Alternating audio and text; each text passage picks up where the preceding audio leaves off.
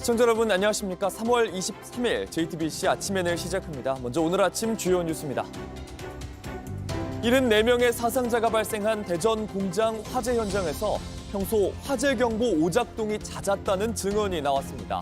사고 당일에도 경보를 오작동으로 인식해 대피가 늦어졌다는 주장입니다. 경찰은 오늘 유족과 함께 합동 감식에 나섭니다.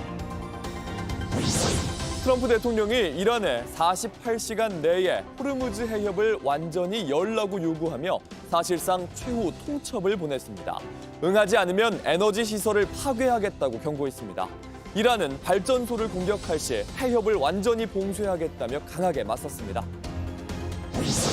국민의힘 공천관리위원회가 대구시장 후보 9명 가운데 3명을 컷오프하고 6인 경선을 치르기로 했습니다.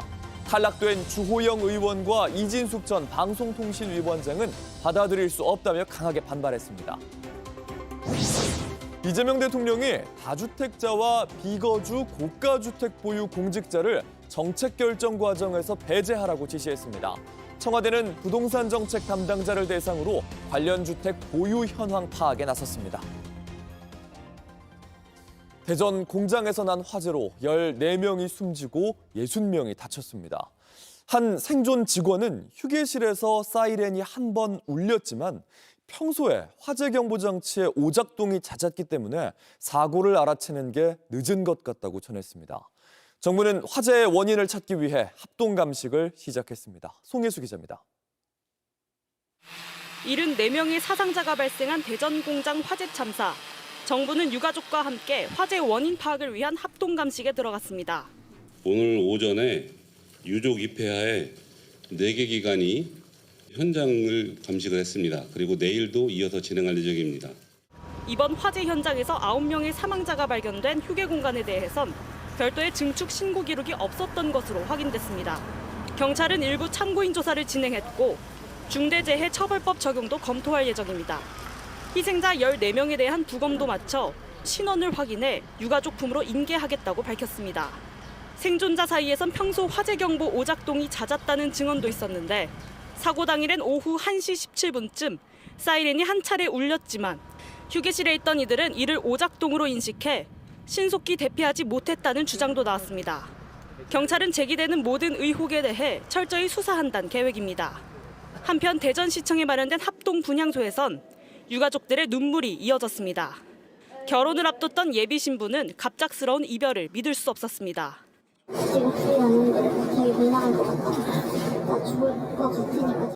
정부와 지자체는 유가족들과 소통하며 장례 절차를 돕고 생활 지원에 나서겠다고 밝혔습니다. JTBC 송희수입니다. 이 공장에선 제품을 가공할 때 절삭유, 기름을 사용했는데 이것 때문에 불이 빠르게 번진 것 아니냐는 지적도 나옵니다. 직원들 사이에서는 일찌감치 공장 바닥의 기름 때문에 미끄럽다, 언제 폭발할지 모른다며 사고를 불안해했습니다. 이어서 구석찬 기자입니다. 불이 난 지 36분 만에 국가소방동원령까지 발령될 만큼 큰 불이었습니다. 제품 가공 공정에 사용하는 절삭유 등이 건물 곳곳에 묻어 있어 확산이 빨랐다는 지적이 나옵니다. JTBC 취재 결과 안전공업의 전 현직 직원들은 실제로 수년 전부터 이런 사고를 우려해온 것으로 확인됐습니다. 직원들이 소통하는 한 커뮤니티입니다. 2024년 10월 바닥에 기름이 많아 걸을 때 중심 잡느라 무릎이 아프다는 글이 올라왔습니다. 2023년 8월에는 언제 폭발할지 몰라 불안하다. 현장에 날리는 수증기 같은 유분이 걱정된다는 반응도 있었습니다. 불이 난 공장에 다시 한번 찾아가 봤습니다. 화재 현장으로 통하는 출입로 바닥까지 이렇게 미끌미끌한 액체가 흘러나왔습니다. 직접 확인해 보니 유분이 섞였고 바람이 불 때마다 기름 냄새가 진동합니다. 소방당국의 판단도 공장 노동자들의 증언과 다르지 않습니다. 오래 사용하면 주방에 후드 보면 많이 이렇게 기름때라든가 이런 게 묻지 않습니까? 그런 것들이 많이 묻어 있다가 화재가 발생해서 급격히 연소 확대가 되지 않았나. 오일미스가 계속 올라오면 그게 쌓이기 때문에 전에 스파크가 튀어서 그렇게 된 경우도 있었기 때문에 산업안전보건 기준에 규정돼 있는 작업장 청결 유지와 관리 대상 유해 물질 청소 의무를 위반했을 가능성이 크다는 목소리가 나옵니다. 이 공장에 10년 동안 건강진단을 다닌 한 전문의도 개선되지 않은 작업 환경에 노동자들만 희생됐다며 사실상 예견된 인재였음을 지적했습니다. JTBC 구석찬입니다. 트럼프 미국 대통령이 이란을 향해 최후 통첩을 날렸습니다. 48시간 안에 호르무즈 해협을 개방하라며 그러지 않으면 공격하겠다 경고했습니다. 완벽히 이겼다, 사흘 만에 끝났다더니 어째서 확전의 위협을 반복하는 건지, 이 혼란스러운 입장 뒤에 자리한 건 불안한 미국의 경제 상황입니다. 워싱턴 정강현 특파원입니다. 트럼프 대통령이 이란에 사실상 최후 통첩을 날렸습니다. 48시간 안에 호르무즈 해협을 개방하지 않으면 대형 발전소부터 타격하겠다고 경고했습니다. 트럼프 대통령은 이란의 군사력을 무력화시켰다며 여전히 전쟁이 단기간에 끝날 거란 주장을 굽히지 않고 있습니다. Iran is something that was essentially largely over in 2 or 3 days. 앞서 이란을 지도에서 지워버렸다며 조기 완승을 선언한 것도 같은 맥락입니다. 하지만 현지 언론은 강한 의문을 제기하고 있습니다. 이란을 완전히 무력화했다면 해협 위협 등 반격이 왜 계속되고 있느냐는 겁니다.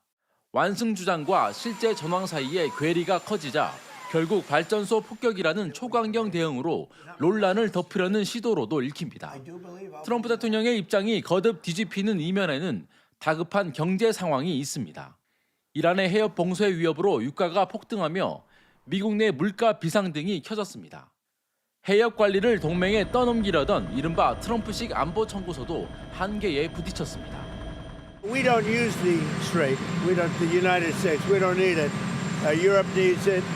Korea, Japan, China, a lot of other people. So they'll have to get involved a little bit on that one. 결국 동맹국들의 호응을 얻지 못하고 물가마저 치솟자 여론 압박 속에 직접 타격 카드를 다시 꺼내 들었다는 분석입니다. 하지만 강경 맞대응을 이어온 이란이 미국 요구를 수용할 가능성은 낮고 실제 타격이 이루어질 경우 이란의 제보복으로 전쟁은 길어질 거란 우려가 나옵니다. 워싱턴에서 JTBC 정강현입니다. 미국이 공격한다면 호르무즈 해협을 완전 봉쇄하겠다. 이란도 물러서지 않고 있습니다. 미군 기지가 있는 모든 중동 국가의 에너지 시설을 공격해 돌이킬 수 없는 피해를 입힐 거라고 강대강으로 맞섰습니다. 이세영 기자입니다. 트럼프 대통령이 이란 발전소를 공격하겠다고 압박하자 이란도 강하게 반발했습니다. 이란군 대변인은 현지 시간 22일 성명을 통해 미국이 발전소를 타격할 경우 호르무즈 해협을 완전히 폐쇄하겠다고 밝혔습니다. 발전소가 복구될 때까지 해협을 다시 열지 않겠다고도 했습니다. 또 미군 기지가 주둔 중인 중동 국가의 발전소 모두 목표물이 될 수 있다고 강조했습니다. 이스라엘의 발전소와 에너지 통신 인프라도 광범위한 공격 대상이 될 것이라고 경고했습니다. 이란 의회 의장도 기반 시설이 공격받을 경우 중동 전역의 에너지 시설이 돌이킬 수 없는 피해를 입게 될 것이라고 했습니다.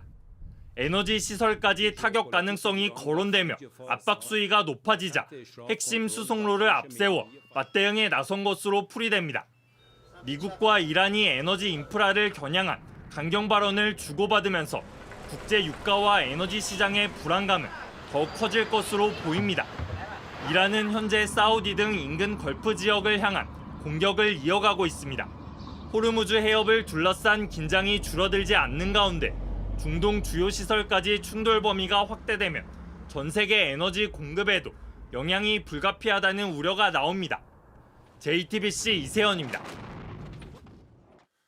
우리나라로선 원유 수급이 걱정입니다. 우리에게 오는 원유의 70%가 호르무즈 해협을 통해야 하는데 앞으로 들어올 배가 당분간 하나도 없습니다. 비축해 놓은 기름이 있지만 버틸 수 있는 기간이 예상보다 짧습니다. 박준우 기자입니다. 지난 20일 충남 서산 대산항에 도착한 유조선 이글 벨로호입니다. 지난달 28일 미국과 이스라엘이 이란을 공습할 당시 속력을 높여 호르무즈 해협을 간신히 빠져나왔습니다. 배에 실린 원유는 200만 배럴. 중동 사태 이후 호르무즈 해협을 거쳐온 마지막 원유입니다. 문제는 이제부터입니다. 당분간 비축유로 버텨야 하는데 현재 우리나라는 정유사 등 민간이 9천만 배럴, 정부가 1억 배럴을 보유 중입니다. 국제에너지기구 기준으로는 208일을 버틸 수 있는 분량이지만 실제는 훨씬 못 미칠 전망입니다. 이게 208일분이라고 하지만 IEA 기준으로 한 거고 이거는 그냥 그 석유화학이나 납사나 이런 쪽으로 쓰이지 않는다는 걸 전제로 한 거예요. 우리나라 하루 석유 소비량은 수출용 석유화학 제품에 쓰이는 양까지 포함해 약 260만 배럴. 1억 9천만 배럴은 단순 계산으로 70일 내면 모두 소진됩니다. 정부가 UAE로부터 원유 2,400만 배럴 우선 공급을 약속받았지만 언제 한국에 들어올지는 불분명합니다. 호르무즈 해협 바깥에 위치한 푸자이라 항에서 바로 출발할 경우 빠르면 약 3주 안에 도착 가능하지만 이미 이란이 푸자이라에 대한 공격을 시작했기 때문입니다. 푸자이라가 가용 가능 파이프라인이라고 해서 이제 설계 용량 그대로 100%를 다 이제 저희가 쓸 수 없다는 그런 문제도 있고 또 이 파이프라인조차도 이란 공격에서 취약할 수 있다는 문제인 거죠.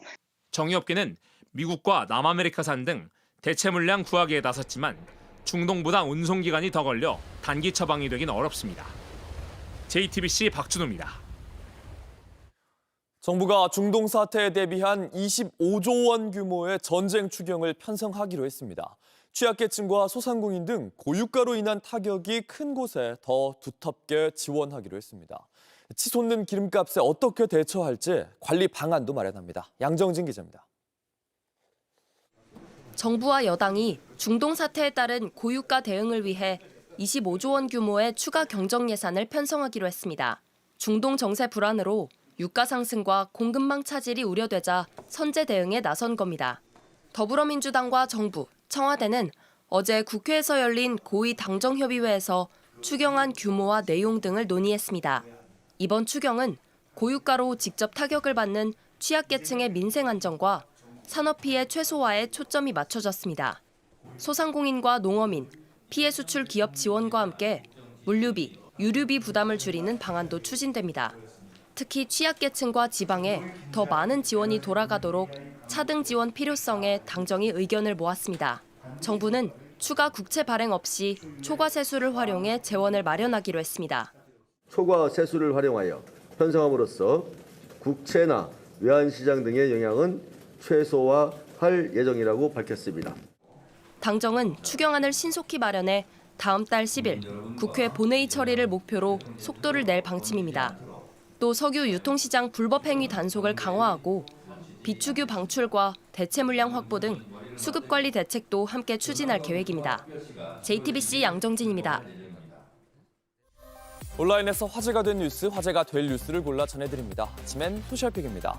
대전 대덕구 공장에서 난 화재로 74명의 사상자가 발생했습니다. 온라인에선 사고를 두고 남긴 글 하나가 공분을 불러일으켰습니다.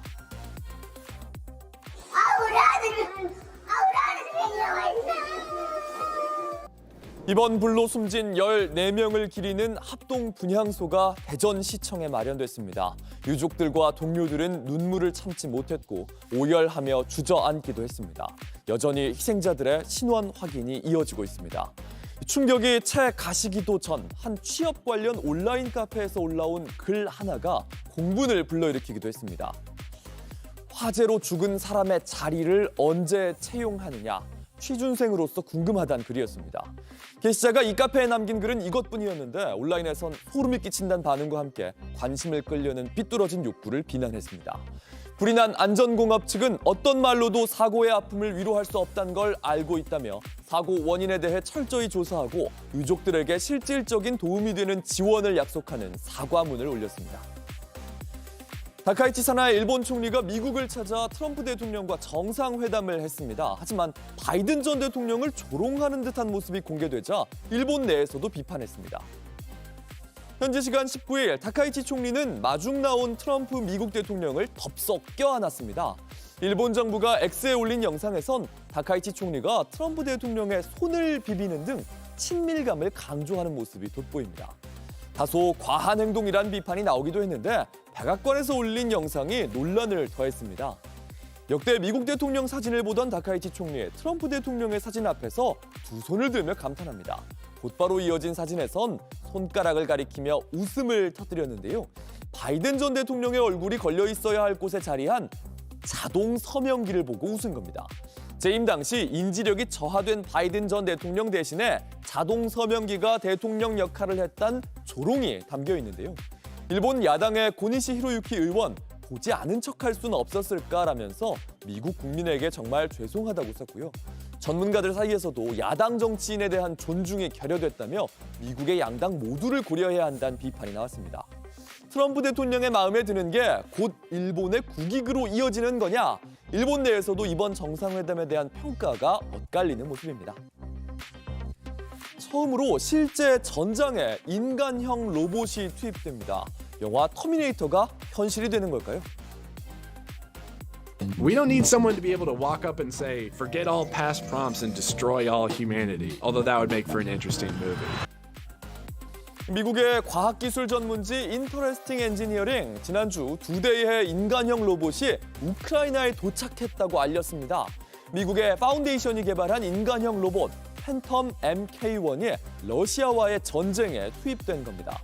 최초로 전쟁을 위해 개발된 높이 180cm, 무게 80kg의 이 인간형 로봇은 일단 우크라이나에서 정찰병 임무를 수행합니다. That's things like Phantom holding a rifle and being able to shoot off locks on a door, of putting, det cord or C4, different kinds of explosives onto a door to be able to breach it. 하지만 언제든지 무기를 쥐고 위험한 임무를 수행할 가능성도 있어서요. 전쟁의 책임을 모호하게 할 수 있다는 윤리적인 우려도 제기됩니다.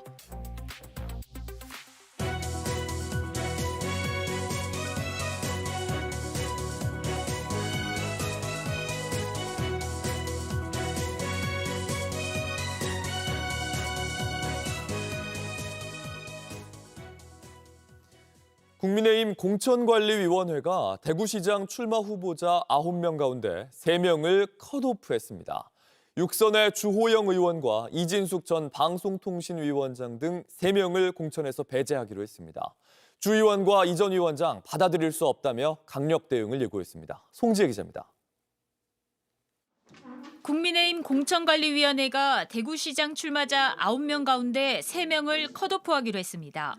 유영아, 윤재옥, 이재만, 추경호, 최은석, 홍석준 6 후보를 중심으로 중진 전원을 컷오프하는 대신 행정과 경제, 산업 현장 경험을 가진 후보 6명을 중심으로 경선하기로 한 겁니다. 육선 주호영 의원과 이진숙 전 방송통신위원장, 김한구 전 달성군 새마을협의회 감사는 컷오프됐습니다. 이진숙 후보와 주호영 후보는 대구시장이라는 단일 직위에 머물기보다 앞서 장동혁 국민의힘 대표는 대구시장 공천과 관련해 현역 컷오프 대신 경선을 하겠다는 방침을 밝혔습니다. 시민들이 직접 유능하고 경쟁력 있는 후보를 선택할 수 있는 시민 공천이 되게 해달라라는 대구의 민심을 전달드렸습니다. 이에 혁신 공천 의지를 고수해온 이정현 공관위원장이 절충안을 내놓은 걸로 풀이됩니다. 컷오프된 주호영, 이진숙 후보는 받아들일 수 없다며 반발했습니다. 주 의원은 페이스북을 통해 어떤 근거도 없이 유력 후보를 통째로 잘라내는 방식은 사유화된 공천 권력의 폭주이자 폭거라며 부당한 컷오프에 대한 사법적 판단을 구하겠다고 밝혔습니다. 이 전 위원장도 입장문을 내고 장 대표가 시민 경선을 추진하겠다고 한 상황에서 공관위가 가장 유력한 후보를 컷오프한 것은 이해되지 않는다고 주장했습니다. JTBC 송지혜입니다. 이재명 대통령이 부동산 정책에서 일부 공직자를 배제하라고 지시했습니다. 살지 않는 비싼 집을 갖고 있거나 집을 여러 채 가진 공직자를 부동산과 주택 정책의 논의 과정에서 빼기로 한 겁니다. 청와대는 곧바로 부동산 정책 담당자를 대상으로 부동산 보유 현황 파악에 나섰습니다. 김만수 기자입니다. 이재명 대통령은 자신의 소셜미디어를 통해 주택과 부동산 정책의 논의 위반 보고 결재하는 과정에서 일부 공직자를 배제하도록 했다고 밝혔습니다. 다주택자와 비거주 고가주택 소유자, 부동산 과다 보유자가 해당된다고 명시했습니다. 또 주택 보유가 많을수록 유리하도록 집값이 오르도록 세제 금융 규제 정책을 만든 공직자들이 문제라며 그런 제도를 만든 공직자나 방치한 공직자가 잘못된 제도를 악용해 투기까지 한다면 제재를 받는 게 마땅하다고 썼습니다. 자기가 살지도 않으면서 투기용으로 또는 투자용으로 가지고 오랫동안 가지고 있다고 왜 세금 깎아줍니까? 여러분 동의되세요? 공직자 재산 공개 현황에 따르면 청와대에 근무하는 비서관급 이상 다주택자 참모는 모두 12명, 봉욱 민정수석과 이성훈 국토교통비서관, 김현지 제1부속실장 등입니다. 국무조정실 산하 경제인문사회연구회의 이한주 이사장은 시세 60억 원대 서울 청담루엘 아파트를 보유하고 있습니다. 이 이사장은 청담루엘 아파트가 재건축되기 전인 2003년 갭투자로 매입해 실제로는 거주하지 않았던 것으로 알려졌습니다. 국민의힘은 핵심 참모조차 지키지 못할 무리한 기준을 내세워 공직사회를 압박하는 것은 전형적인 내로남불이자 보여주기식 정치에 불과하다고 했습니다. 청와대는 부동산 주택정책 담당자의 부동산 보유 현황을 파악 중이라며 조사 후 관련 업무에서 배제하겠다고 밝혔습니다. JTBC 김한수입니다. 날씨입니다. 오늘은 완연한 봄 날씨가 찾아오겠습니다. 서울의 낮 기온이 19도, 광주와 경북 구미는 21도까지 올라 포근하겠습니다. 다만 아침 최저 기온은 서울이 5도, 대전 3도 등으로 쌀쌀하겠습니다. 수도권과 세종, 충남은 미세먼지 농도가 나쁨 수준을 보이겠습니다. JTBC 아침 N을 마칩니다. 내일도 7시 반에 아침을 열겠습니다. 시청해주셔서 감사합니다.